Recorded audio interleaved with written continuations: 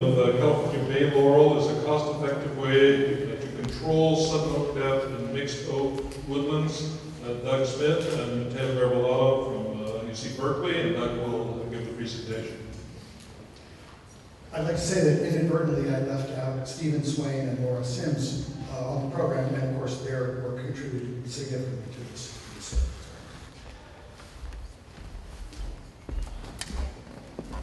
Changes in land use patterns and forest management have led to an increase in the abundance of California bay laurels compared to their historical populations. This increase is problematic in that they are the main substrate for the distribution of sudden oak death. Here in the center I have a sudden oak, a Phytophthora rumorum infected bay laurel leaf. On the left, distribution of California bay laurel here in California, and on the right, a heat map of laboratory-confirmed sudden oak death positives for Phytophthora rumorum in California. You can clearly see the overlap. Bay laurel populations are a major driver of sudden oak death infections, and removal and control of bay laurels is an obvious potential control strategy. There seems to have been two strategies that people have employed: either wholesale removal of the bays in a stand, or selective removals, typically around places where you want to protect a particular oak or a particular stand. Both of these approaches have some potential merit, but different costs and possible outcomes. And there's a black slide. Fair enough. Based on a multi-year study of about 2,000 oaks and 1,000 tan oaks, what we find is that precipitation is a driver of, the bay density is of course a driver of the probability of infection of oaks. And each one of these lines represent a different year, so perhaps a different precipitation or rain regime. Here in 2011, a lot of rain, so a very high probability of infection of oaks. Down here below, in 2009, a lot less rain. Bill? Is that bay density, is that number of stems per acre? I'm going to have to say yes. It's a good point. No units on there? I'd say it's number of stems. I think it's correct. Sorry, I apologize. So, but notice here that the trend is similar in every year. That with greater bay density, regardless of the rain in that particular year, you have greater bay density results in higher probability of infection of oaks. So, looking at first at wholesale removal, this may be effective on a stand level, but it has several effects. Potentially, it is very costly. It requires intensive and invasive work, typically all across the landscape, and almost always involves multi-year follow-up. Anybody who's ever cut down bays will know that if you cut down 20, next year you will have 200. It's just how they are. Likewise, bays are often holding up hillsides, that sort of thing, especially large bays, so they're not really good candidates for cutting down. And likewise, as I tell homeowners, if you cut down all your bays and then your oaks die, what do you got? I guess eucalyptus or something, right? So we've tended, in our laboratory, we've tended not to focus on wholesale removal. We're mostly thinking about selective removal as a more effective and targeted, potentially cost-effective approach to sod management. And there are two criteria and two experiments here that I'm going to consider today. The first is the spatial considerations, like based on proximity to oaks, removal of bays. And then, over time, what happens? The removal of bay laurels, that remain infected during the drought bay laurels that remain infected during the drought may serve as a reservoir for subsequent infections. I don't want to go up against the yoga session, so I'm trying to go through it. Okay. Just briefly, of course, there are about 100 foliar hosts of Phytophthora rumorum in California.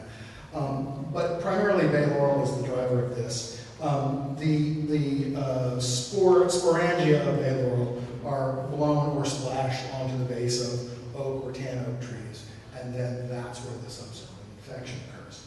So the idea of the strategy here being to remove bays around oak trees that you want to protect. How effective is that? So in this graph, what I've done here is I've looked at the distance of bay laurels from the oak trees and the probability of the infection of those oak trees over several size classes of the oak tree. And you can see that as you move farther away, you keep the bays farther back, the likelihood of infecting that oak goes down significantly. Particularly if you look here at, say, even at 5 meters, it's close to 20%. It's much lower. And if you go all the way out to 20 meters away, if you cut the bays back 20 meters, you have a lot less likelihood of infection. The sweet spot seems to be about 10 meters right here, that if you can clear bays back about 10 meters, you significantly drop the likelihood of infection occurs. I'm not sure why it's doing that. Here we go. Okay. So it then turned into the notion of how much inoculum does it really take to infect oak trees? So we artificially introduced sporangia to oak trees, and the days of doing this outside are long over. This has to be done inside. You can't just infect trees willy-nilly. In this case, what we found, the most important thing, was that the inoculum level had to be pretty high, above 1 times 10 to the 4th sporangia per mil, or I'm sorry, zoospores per mil, to get effective infection of oak trees. Now, to test this out, we did a multi-year study in the SoCal Demonstration State Forest, where we put out grids of 128 rain collection buckets. And that's the part where Steve hauled all the water into the woods. Yeah, that one. And treatment and control plots, and then leaf baits floating in the surface of the bucket. And every time I look at this picture, I laugh because I engineered that, I designed that. And my good friend Ted Sawicki has called it the most over-engineered way of getting 5 leaves to float in a bucket of water. Which, of course, I totally agree with it. But in any event, what we did in the control plots is we removed the bay laurels in 2006, and then look what happened after that. Let's try this out. So there was no significant difference here before we removed the bay laurels between the control plots and the treatment plots where we removed the bays. In late 2006, we removed them, and of course, naturally, the next 2 years were drought years. Thank you very much. But then, in 2009 and 2010, you start to see where the rain comes back, and now look at the difference here. You see that spore levels or spore load is greatly reduced in the treatment plots. So that by removing the bays back to about 10 meters from the buckets, which are standing in for the oak tree, we're then able to significantly reduce the amount of spore load in the environment. This is the same data that Carrie showed earlier with rain. What I've done here is I've matched the rain data here in California on a yearly basis to our sod blitz survey program, where we get citizen scientists in their communities to go out in California and find bay laurel leaves that they think are infected. And that's what my gang is doing back at Berkeley right now, analyzing those. And shout out to Phil Cannon, for thank you for continuing to fund that through this year, Phil. What we found over the last years is, notice that these two things are very closely matched.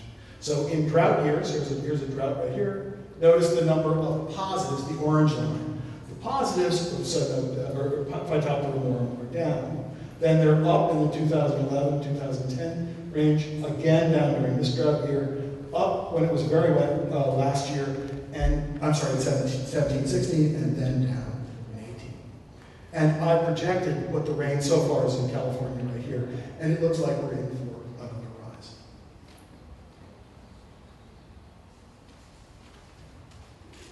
So this leads us to the idea of monitoring what happens to remorum levels in wet and dry years. This is again part of our sod blitz survey effort, where we make a map showing what people have found in these trees. And again, I apologize, these are kind of small and green and red. The green trees representing those that we tested and were negative, We had to get special permission from Apple to use green and red in our app because they don't like that. But in this case, the green ones are trees that were tested and were found to be negative. Red trees were found to be positive. And in this one, same scene, there are 7 trees here during the 2 rainy years that are identified as positive along this path. 3 years later, 2 years of drought, and we find that only 2 trees remain here circled with the orange.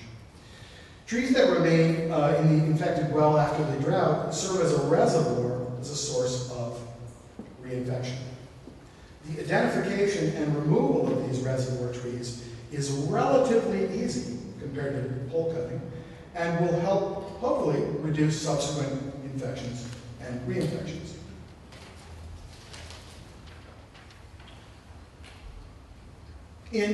On the SF Public Utilities Commission land near the Upper Crystal Springs Reservoir, this is Laura Sims' work.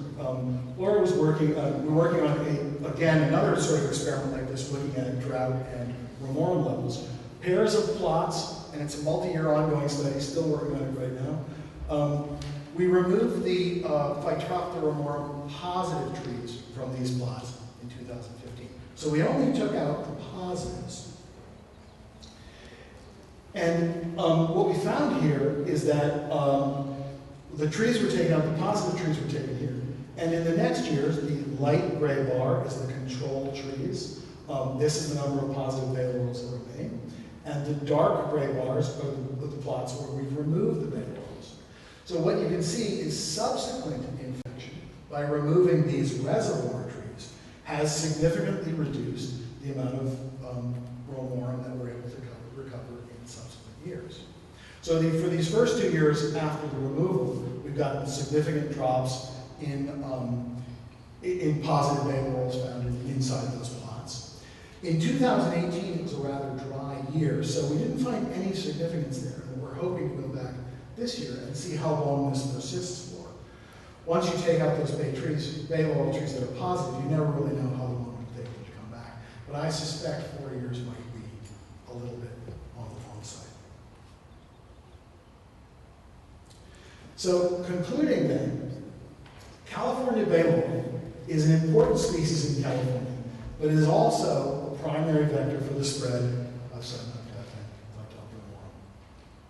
Non-selective, wholesale removal of the bays is predicted to result in a generalized decrease of disease incidence, but it tends to be quite costly, as I think pretty much everyone knows.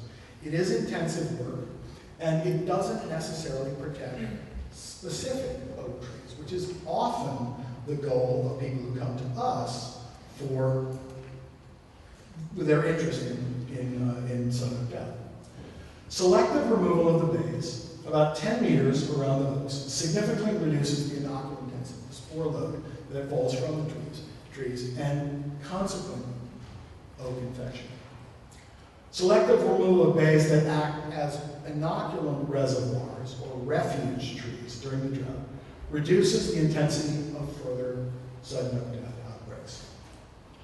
Also, of course, we don't advocate the complete removal of bay laurels, especially large, very large bay laurel trees. You know, ones that are in riparian habitats, obviously there's rules about that. And also on steep slopes. If they're holding the hillside up and you take them out, it's possible to hit the hillside. Thank you.